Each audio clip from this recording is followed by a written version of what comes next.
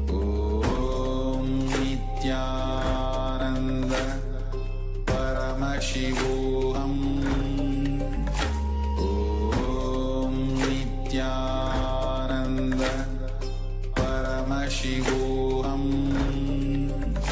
Om Nityananda Paramashivoham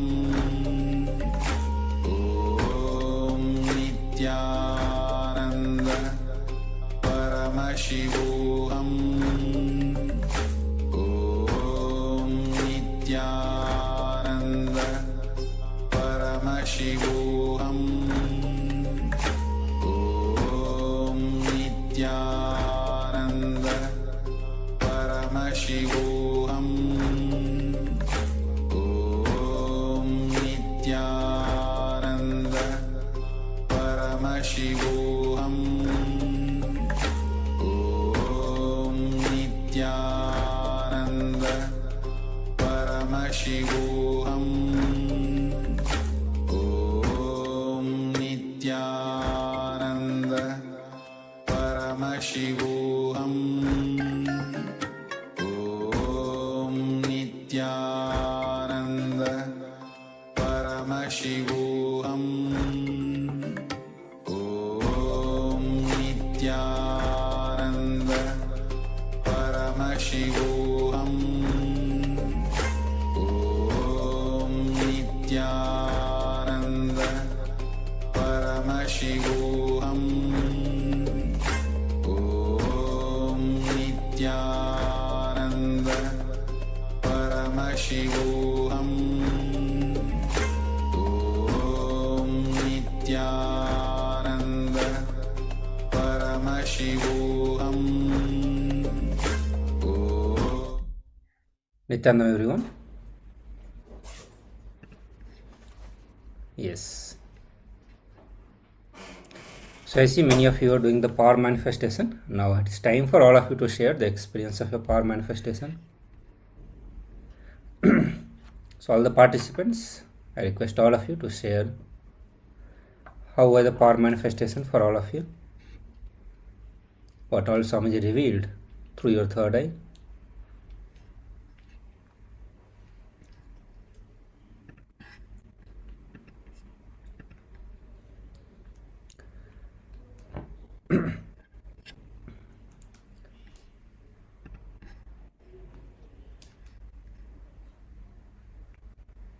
Yes. So with this we also move to the next session, and which is on the nature of perception. Okay. So in this session we will explore the phenomenon of perception from the perspective of Hindu philosophy or and the modern science also. And the Supreme Pontiff of Hinduism defines perception: the way our patterns react and respond to the facts is perception. So there is always the world which is happening. So any incident that happens as it is, just the factual events. So that is the world.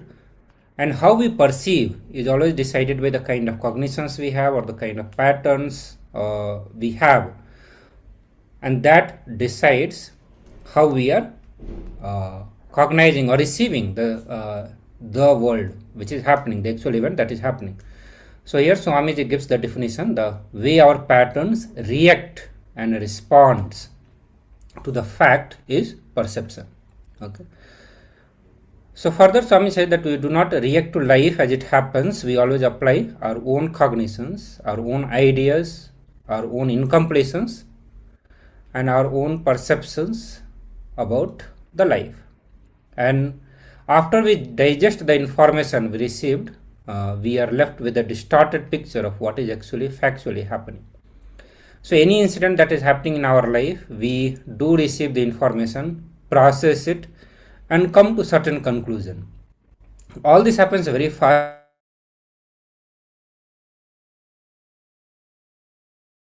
Very quickly, the moment we receive the information, many times just knowing about the incident, we come to certain conclusion about that incident.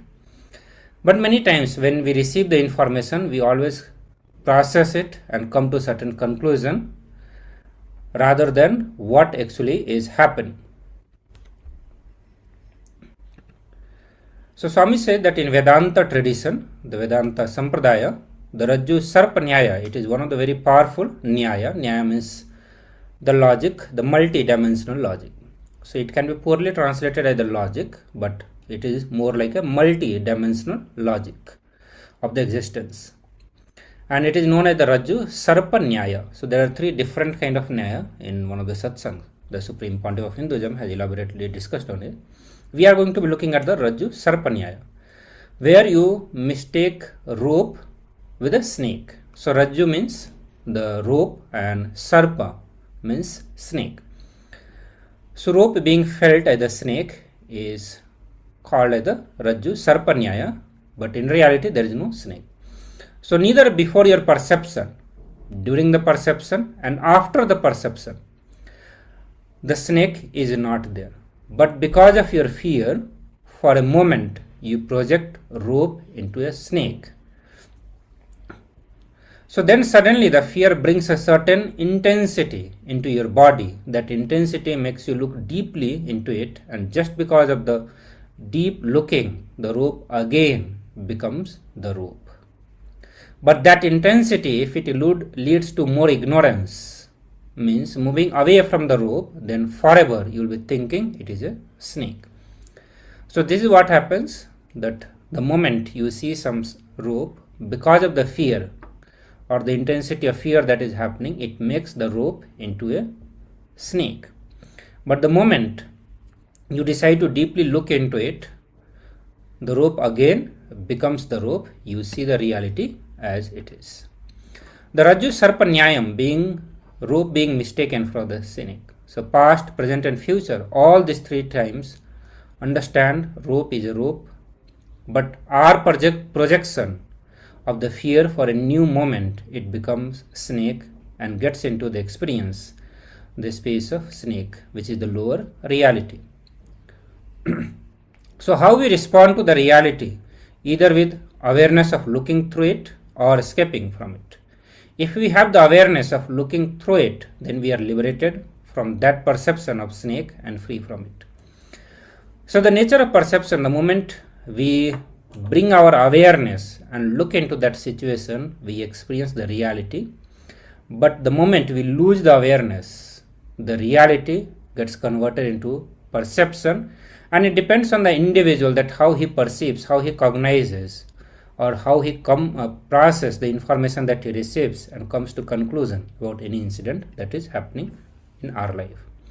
So now we will watch a video from the Supreme Pontiff of Hinduism, where he shares on the techniques on how to drop the perception and experience a reality as it is. So let us watch that video.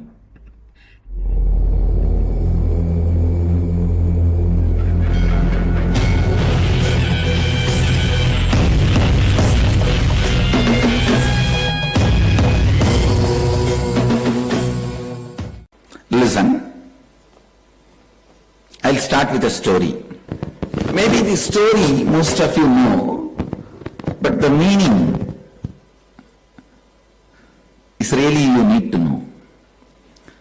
There was a time once, one great Rishi Narada, those days mass media, he was the only available mass media in those days.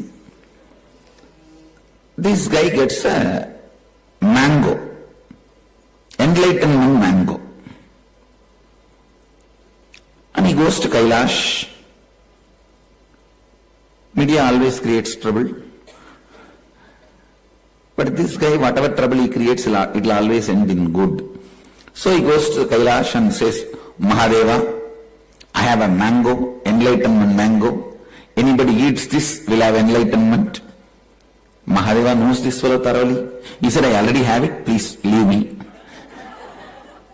And he tried slowly. Devi said, Devi, mango. She said, I already have it, please leave me. But these two small kids, they fell for him. The first one jumped, Ganesha. Shiva has two sons. The first son jumped and said, hey, I need, give me. And the second son, Subramanya, he also jumped and said, no, I need, come on, give me. So they two started fighting, and that is what media wants. When two people fight, their TRP goes up. Immediately this Narada says, "Oh Mahadeva, now what can I do? Both of your sons are fighting." Mahadeva said, "All right, you started the problem." Finally, Mahadeva throws a competition. Whoever goes round the world 3 times, they get the mango.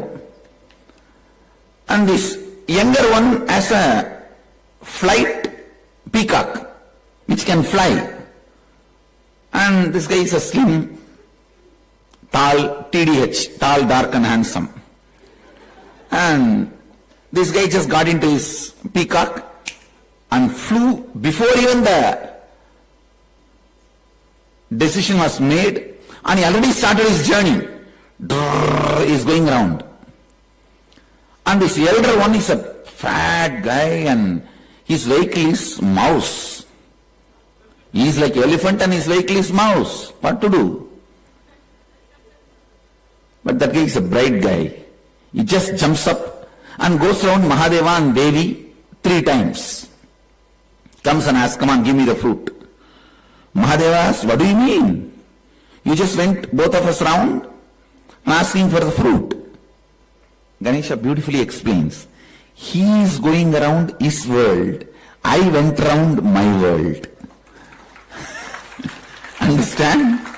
He is going around his world, I went round my world.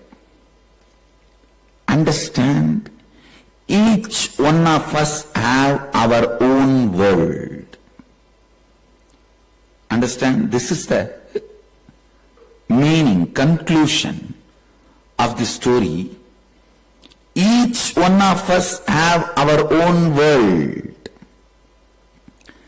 Whatever happens in the world doesn't affect us, but how my world perceives, that affects us. Please understand. All of us have 2. One, the world, the fact, what is happening. My world, how you are perceiving it, how you are cognizing it, how you are experiencing it, how you are interpreting it, how you are digesting it. Listen. The world is the fact. This water bottle is here. This table is here. My world. How I see this water bottle, how I see this table, how I see this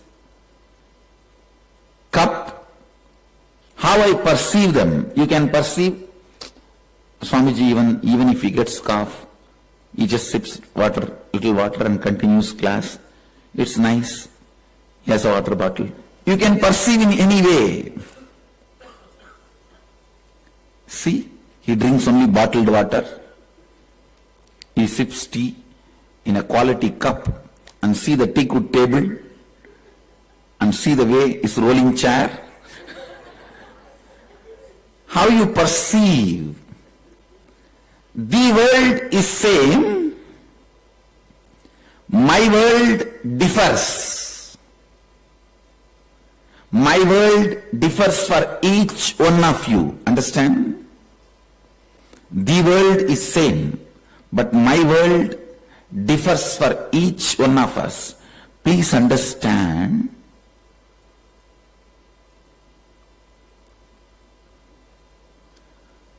There is a very important word you need to understand.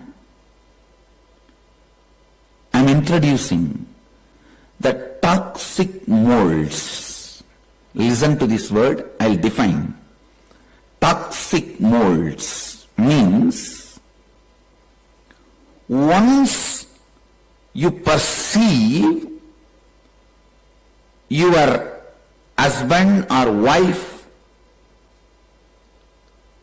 is purposely torturing you, does not want to live with you, once the toxic mold is prepared inside you by your my world perceptions, Every time you come in contact with that person, you will be building toxic mental setup in you.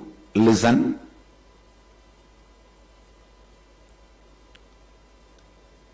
Till today, from first day till today, we were working on various incompletions with yourself. Today we are going to work on various incompletions with others, through which you created toxic molds. Sometimes even remembering the person with whom you have a toxic mold, you will be in depression. How many of you understand what I am saying? Unfortunately, if you create this toxic mold with your father or mother, which most of us do, we continue to replicate the toxic mold in any man or woman we come across in our life. Please understand, destroying these toxic molds, freeing yourself, is one of the greatest freedom a man can experience. Listen. This word toxic molds, first time I am introducing. The concept I have taught in many ways, in a different way. This word is apt word, most apt word, which has 101 underlying meaning. Now, how many people we have in our life, that many toxic molds we have built. Anybody, the moment you remember, you feel complete. Those people, you don't have toxic mold. Other than that, everybody else, you have a toxic mold, and you do not relate with the real person. You relate only with the toxic mold. Get scratched, punched, beaten, abused. The toxic mold after some time becomes almost like a robo.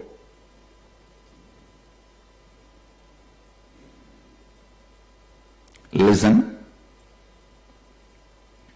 Step by step I'll explain. The world, the happening, actual happening, set of facts. As I said, just this: water bottle, teacup, table, chair, and the cushion.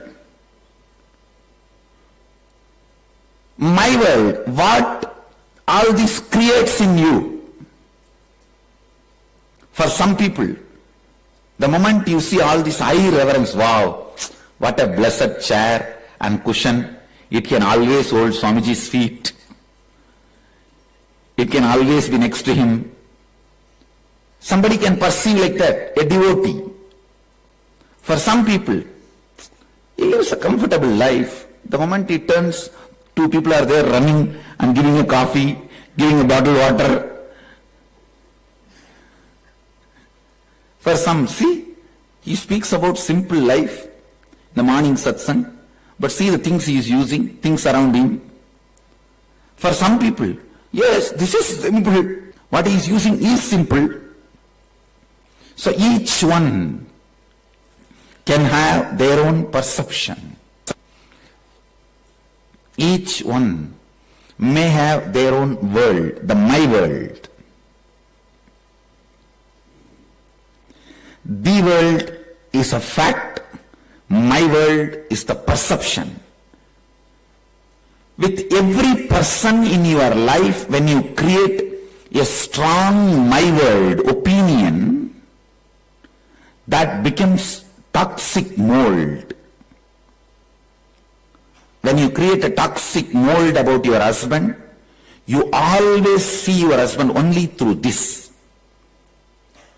even by mistake, if he does some good, you know how to interpret and misinterpret. Or your father or mother or brother or son or daughter or whoever, this toxic mold which you created about each and every person in your life not only does not allow you to relate with them, goes on, increases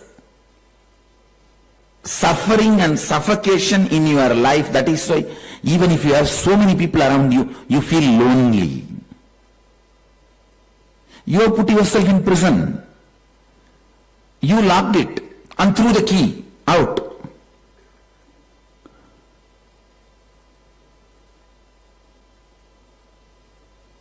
And then you are crying, oh, what is this? What is happening? I have been put here. I am suffering. Life is suffering. How many of you understand this truth of the definition of toxic molds? Raise your hand. How many of you don't understand? Raise your hand. I will repeat. If you don't understand, I will repeat. So all of you got it? Shall I move to the next step? Can you project that, ma? The world and my world? It is just a simple definition. The world and my world. The world is the actual happening.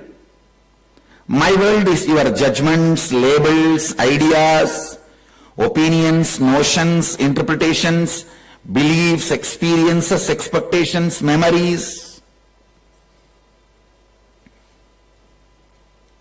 I tell you, having completion with your mother and father is one of the most important step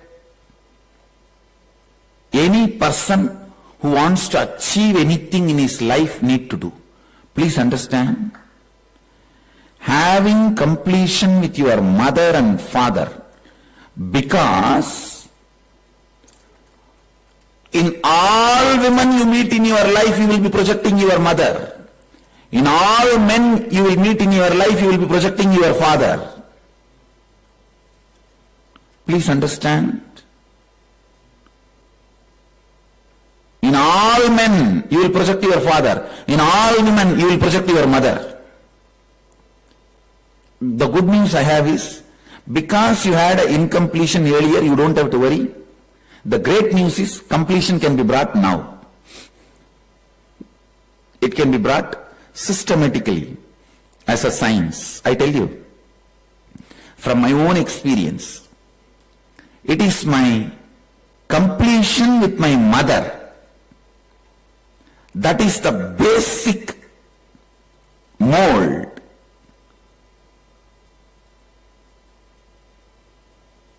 that defined how I relate with all the women who are elder than me. Now Jnanatma knows my next statement.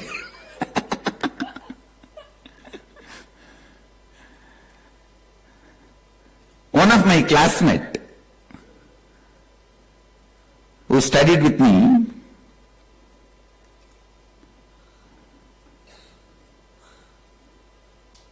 the amazing friendliness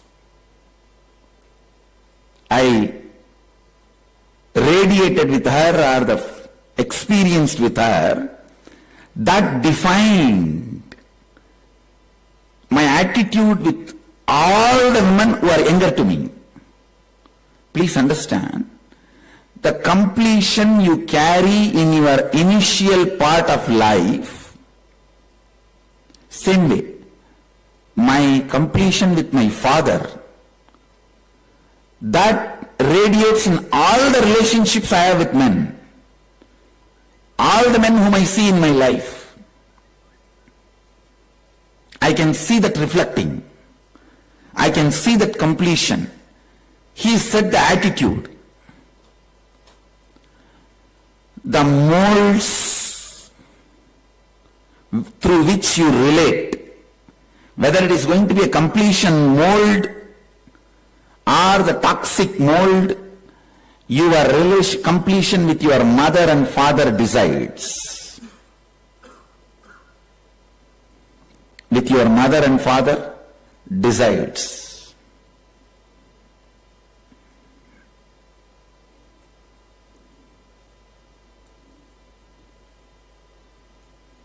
It may be too subtle we never noticed, but the influence of the toxic mold you built, it may be for simple foolish reasons that your dad did not send you to a school vacation, or your mom did not allow you to do something you wanted in a young age. All these can be very simple and silly, but the toxic molds it built in your system can be affecting you forever in your decision-making process till you recognize them and complete them. Till you recognize them and collapse them. Till you recognize them and clear them. So I'll guide you into the process. Now I won't get into the story. If I get into the story, you guys may miss doing the process. First step, list all the relationships you have in your life. Start with your mother and father, yourself. That's the first. Yourself, relationship with yourself and your mother, your father, your brother, sister, the whole list. Whoever you remember, even if they are dead, they are no more part of your life. List all of them. List all those names. And the relationship. Just the name and relationship means name and whether father or mother, whatever. List it. First, start with your mother. From the time you remember her, whatever incompletion you have, she might have told you to do something, told you not to do something, she would not have given something, whatever incompletion you have, pen down your incompletion. The world means, in that scene, what was the real fact? My world, how you perceived, write both separately. Please understand.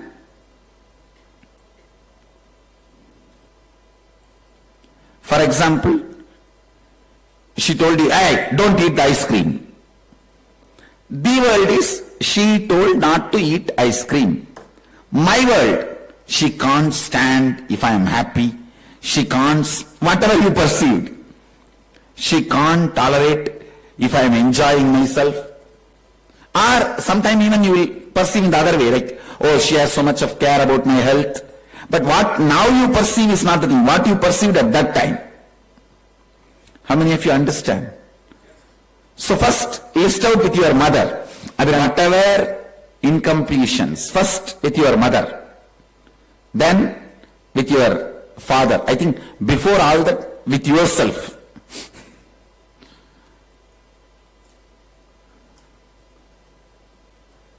All of you understand? The world is what exactly she said or she did.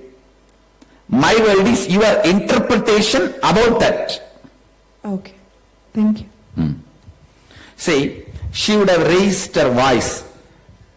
That's the world. Told in little high-pitched voice. She shouted at me, screamed at me, is my world. All of you understand what I am saying? Yes.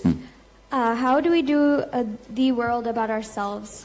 See, whenever you did not fulfill your own hopes, whenever you collapsed, what was the world and how you perceived it?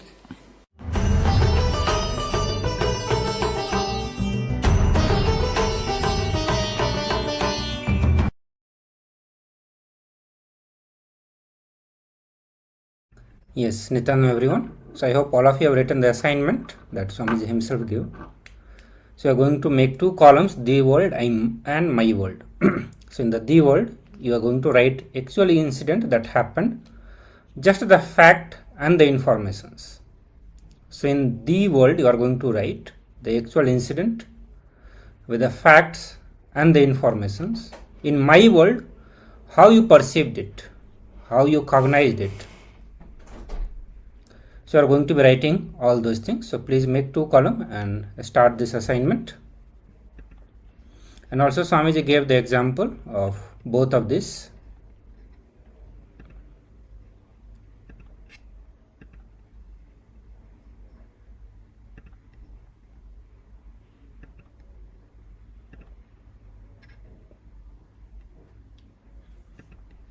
So I am projecting the slide.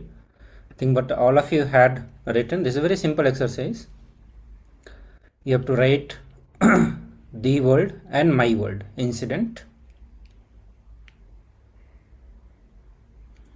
So whenever certain incident happen in your life, whether mostly you are going to be right for all the incident which were unpleasant for you.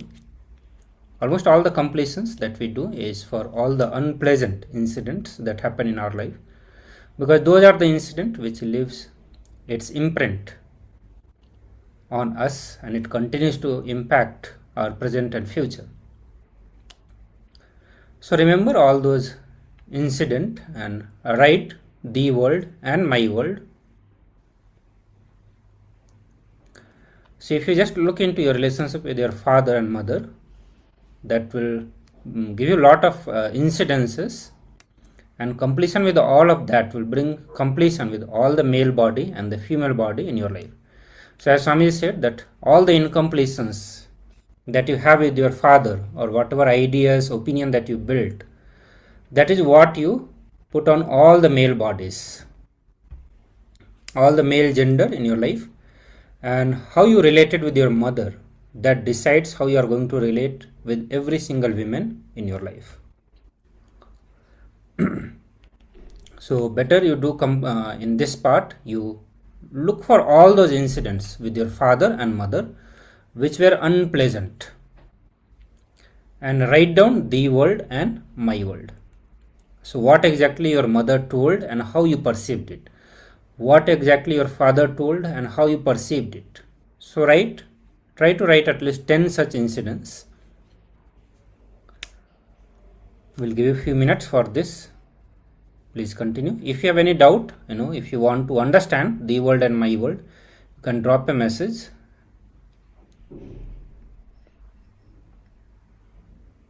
So please start writing now.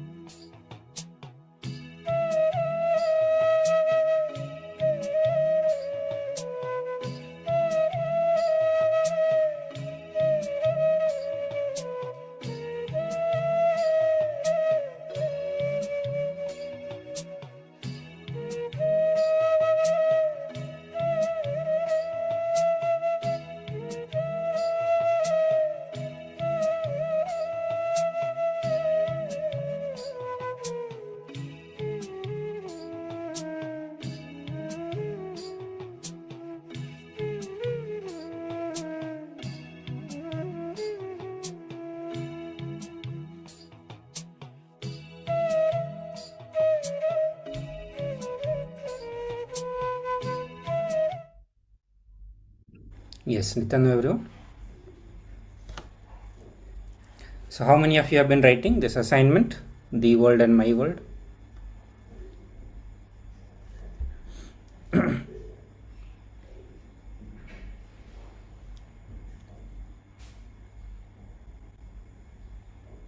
So if you have written already, you can share one or two one or two incident where you are able to actually see what happened in the reality, means the fact, and what was your perception, how you perceived the incident that happened.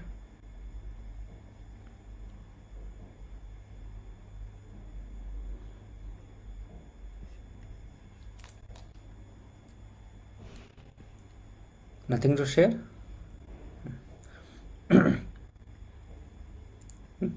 Okay.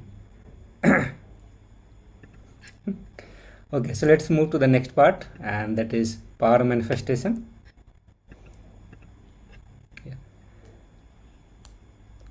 Oh, okay. So in this round you are going to be scanning your partner for the birthmark. Okay, that's going to be exciting, I think.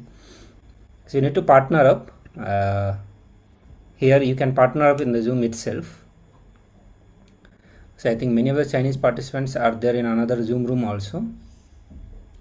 So you can partner with another member here, another participants here, and you are going to be scanning the birthmark on the other person. Okay.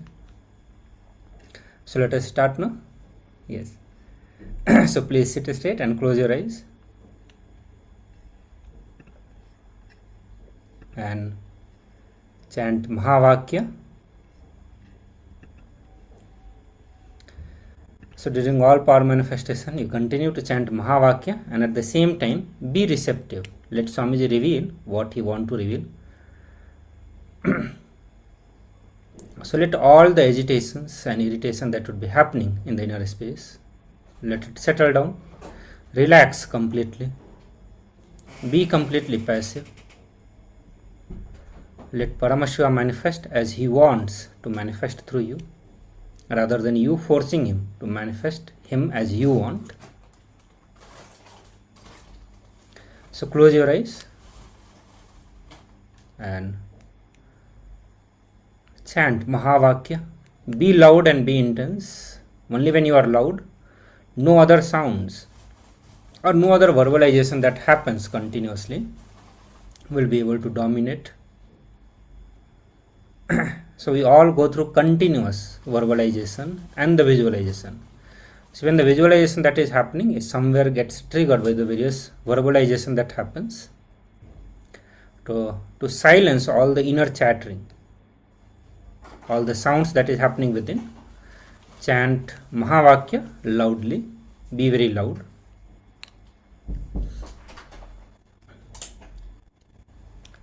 And scan to your partner's body and see where is the birthmark, and you will have to so whatever Swamiji reveals, you are going to be sharing that with your partner.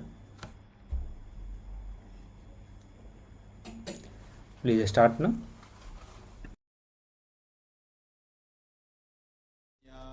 Ananda Paramashivoham Om Nityananda Paramashivoham Om Nityananda Paramashivoham Om Nityananda Paramashivoham Om Nityananda Paramashivoham Om Nityananda Paramashivoham Om Nityananda